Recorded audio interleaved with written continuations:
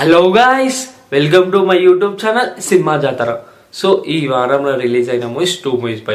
So already మన YouTube ఛానల్లో first one అంటే 2 మూవీస్లోకి వెళ్ళి ఫస్ట్ వన్ వచ్చేసి ప్రేమిస్తానవే రివ్యూ పెట్టేస్తాం మన ఛానల్లో. వెంటనే చూసాను భయ ఉంది.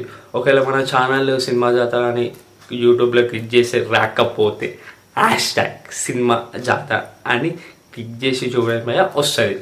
సో ఫస్ట్ వన్ ఆల్రెడీ ప్రేమిస్తాను పెట్టేస్తాం. సెకండ్ వన్ మదా గజ రాజా. సో మన విశాల్ గారి ఆఫ్టర్ 12 years లాంగ్, అంటే ఆయన మొన్ననే వచ్చింది కొన్ని సినిమాస్. ఏంటంటే 12 years తర్వాత రిలీజ్ అవుతున్న మూవీ మదా గజ రాజా.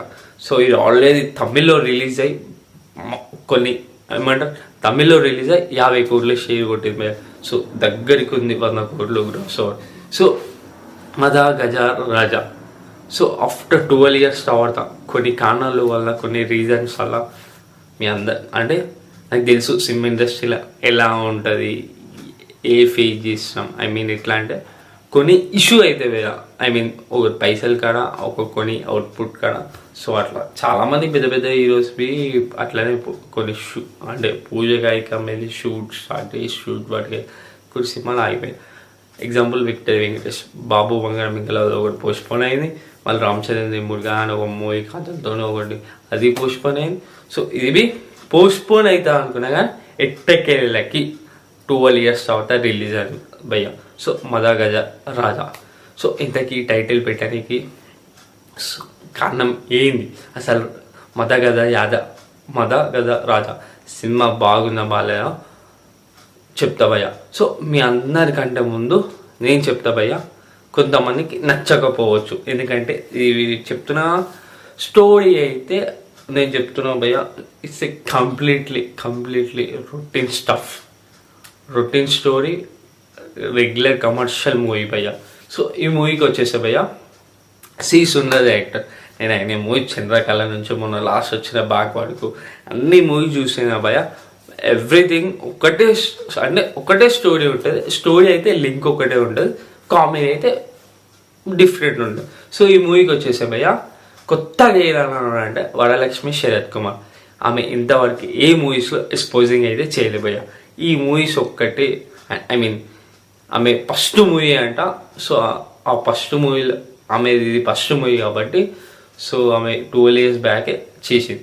సో ఆమె ఇలా వచ్చేసే భయ్య ఎక్స్పోజింగ్ అంటే నన్ను చూపించడము అది. సో అది భయ్య. ఇంకా వరలక్ష్మి శరత్ కుమార్, అంజలి వీళ్ళిద్దరే ఎక్స్పోజింగ్ ఉంది. సో మీరు స్టోరీ పక్కన పెట్టేసి మాకు స్టఫ్ కావాలంటే వరలక్ష్మి శరత్ కుమార్ కోసం కళ్ళు మూసుకొని పోవచ్చు భయ్య. కావాలంటే మీరు చూడండి.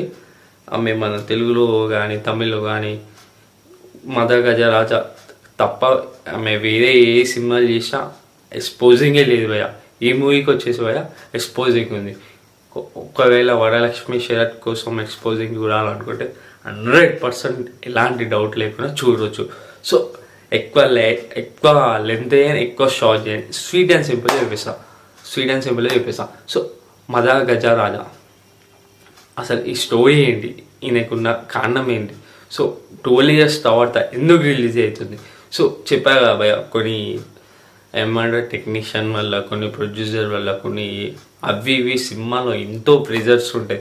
కొన్ని రిలీజ్ అవ్వవు, కొన్ని వేరే చోట్లకి వెళ్తాయి. సో అందువల్ల కానీ ఎట్టకేళ్ళకి 12 years తర్వాత తమిళ్లో రిలీజ్ అయ్యి 100 కోట్లు 50 కోట్లు కొట్టి ఇప్పుడు తెలుగులో రిలీజ్ అయింది. తెలుగులో నాకు తెలిసి చెప్తున్నా ఈజీగా 10 కోట్లన్నా 20 కోట్లన్నా కొడుతుంది మూవీ. ఎందుకంటే కామెడీ, అలాంటి కామెడీ ఉంది. సో ముందుగా మదా గజ రాజా స్టోరీకి వెళ్ళిపోయాం ఎందుకంటే చాలా లాగ్ అయిపోతుంది. సో స్టోరీకి వెళ్ళిపోయాం. సో రాజా ఏం చేశారంటే సాధారణమైన వ్యక్తి. సో ఆయన జాబ్ ఉన్నది ఏమున్నది. సో జీవితాంతం అట్లా గడిచిపోతుంటుంది. సో మండే ఫైన్ ఏమవుతుందంటే రాజా వాళ్ళ ఫ్రెండ్స్ని చూస్తారు ఒక ఫంక్షన్లో. సో ఆ ఫంక్షన్లో చూడడంలో ఆ రాజా అసలు వీళ్ళ ఫ్రెండ్స్ని చూసిన వెంటనే వీళ్ళకి వచ్చిన సమస్య ఏంటి. సో ఎక్కువ ఫస్ట్ హాఫ్ చెప్పాను, సెకండ్ హాఫ్ చెప్పాను. స్వీట్ అండ్ సింపుల్లో ఒకటే లైన్లో చెప్పేస్తాను. సో రాజా ఇంకా వాళ్ళ ఫ్రెండ్స్ ఒక ఫంక్షన్లో ఇదే వస్తారు. అంటే చూస్తారు భయ్య. సో ఆ ఫంక్షన్లో కలిసిన ఏంటంటే ఇట్లనే మాట్లాడుకుంటాం, నార్మల్ లైఫ్ ఎలా సాగుతుంది, ఏం చేస్తున్నాం, అది ఇది అని చెప్పి. సో అట్లా రాజా వాళ్ళ ఫ్రెండ్స్ చెప్తారు. సో అలాగే ఒక ఇన్సిడెంట్ అయితే, సో ఆ ఇన్సిడెంట్లో రాజా ఏ విధంగా వాళ్ళని సేవ్ చేసి, ఏ విధంగా కాపాడారు అండ్ ఏ విధంగా వాళ్ళ లైఫ్ ఎలా చేంజ్ అయ్యేది, ఎలా ఎలా ఎదుర్కొన్నాడు కొన్ని ఇన్సిడెంట్ వల్ల అనేది సింపుల్ లాజిక్ స్టోరీ. అంటే లాజిక్ లేదు, సింపుల్ ఈజీగా గెట్ చేస్తారు. మనం అన్ని సినిమాలో చూస్తుంటాం, అంటే ఫ్రెండ్స్కి ఆపద వస్తే హీరో వచ్చి ఫైట్ చేసి, ఈ మూవీలో వచ్చేసా భయ్య సేమ్ అదే. రాజా అలా ఫ్రెండ్స్ని ఎలా సేవ్ చేశాడు, ఒక ప్రాబ్లంలో పడితే ఎలా బయటపడ్డాడు, ఎలా బయటికి వచ్చాడు, అసలు రాజా ఇలా లైఫ్లోకి వచ్చి ఏమైనా చేంజ్ చేస్తారా, లేదంటే అట్లనే ఉన్నాడా, లేదంటే అనేది స్టోరీ. ఇది స్టోరీ భయ్య. ఇది మనం అన్ని సినిమాల్లో చూస్తుంటాం, కామన్ ఎవ్రీథింగ్. బట్ నాకు ఏదో నచ్చిందంటే సంతానం ఇంకా విశాల్ వీళ్ళ కామెడీ టైమింగ్స్ భయ్యా వేరే లెవెల్, అంటే వేరే లెవెల్. నేనైతే గట్టిగా నవ్వుకున్నా భయ్య.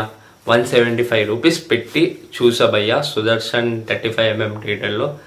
100%, 100కి 200% నవ్వుకున్నా భయ్య. సో వీళ్ళిద్దరి మధ్యన ఒక ఎత్తు భయ్య కామెడీ టైమింగ్ అయితే. సో ఇంకొకటి ఆమె గబ్బర్ సింగ్లో, ఇంకొకటి హ్యాపీ డేస్ మూవీలో ఆమె వస్తుంది భయ్య, లేరి. సో ఆమె కామెడీ హైలైట్ ఉంది. సో ఇందాకనే చెప్పా, హీరోని ఇంకా క్యాష్ అండ్ గ్రో ఇంకా టెక్నీషియన్స్ ఇలా చాలా, అంటే క్యాష్ అండ్ గ్రో అయితే everything very good. Varalakshmi Sarath Kumar అయితే ఎక్స్పోజింగ్ ఫస్ట్ టైం చేసింది ఈ మూవీలో, అంటే ఆమె ఫస్ట్ మూవీ అంట. సో ఆమె ఎక్స్పోజింగ్ ఉంది గట్టిగానే.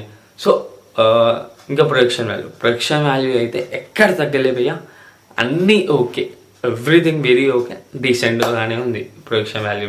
So last time final. So music వచ్చేసి మన విజయ్ యాంటోనీ భయ్య.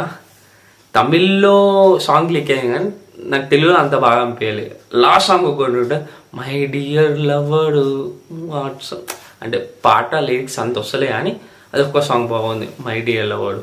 సో అల్లవి, అంజలి, ఇంకా వరలక్ష్మి శరత్ కుమార్, ఇంకా విశాల్, వీళ్ళ ముగ్గురు ఒక కాంబోలో ఒక సాంగ్ ఉంటుంది. స్టఫ్ అయితే గట్టిగా ఉంటుంది భయ్య.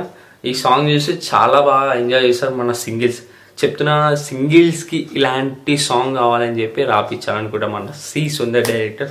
సో సాంగ్ అయితే అది ఇరిపోయింది భయ్య. So last song. సో ఇది భయ్య. ఇంకా సి సుందర్ విషయానికి వచ్చేసి భయ్య, చంద్రలేఖతో బాక్వాడ్కు ఆయన ఒక్కటే స్టోరీ ఉంటుంది కానీ స్టోరీ అయితే నార్మల్ రెగ్యులర్ ఉంటుంది కానీ కామెడీ అయితే మిస్ కాకుండా హైలైట్ ఇస్తారు. సో ఈ మూవీకి వచ్చేసి భయ్య వీళ్ళిద్దరే హైలైట్, విశాల్ ఇంకా సంతానం. వీళ్ళిద్దరే main pillar of the movie అని ఒకవేళ వస్తే నేను వీళ్ళిద్దరికి ఇస్తా భయ్య, విశాల్ ఇంకా సంతానం. సో అంతే భయ్య. సో ఒకవేళ ఈ మూవీ మీరు చూడాలనుకుంటే నేను చెప్తున్నా వేరేళ్ళ రివ్యూ అస్సలకే నమ్మకం భయ్య. కానీ ఏంటంటే story regular, it's a completely regular commercial elements movie. Story విషయానికి వచ్చేసా భయ్య రెగ్యులర్ మూవీ చెప్తున్నా. వేరే రివ్యూస్ నమ్మకని నన్ను నమ్మని కళ్ళు మూసుకొని 175 రూపీస్ పెట్టి బొమ్మ అయితే చూడొచ్చు భయ్య, ఎలాంటి డౌట్స్ ఏం లేదు. So last time final. So ఒకటివే మర్చిపోయా. సో దీనికి ఇచ్చే నేను out of movie and review and rating Madha Gajaraja out of 5కి 3 భయ్య. ఆ 3B విశాల్ సంతానం వీళ్ళ కాంబినేషన్ వచ్చే కామెడీ భయ్య. సో నాకైతే నచ్చింది.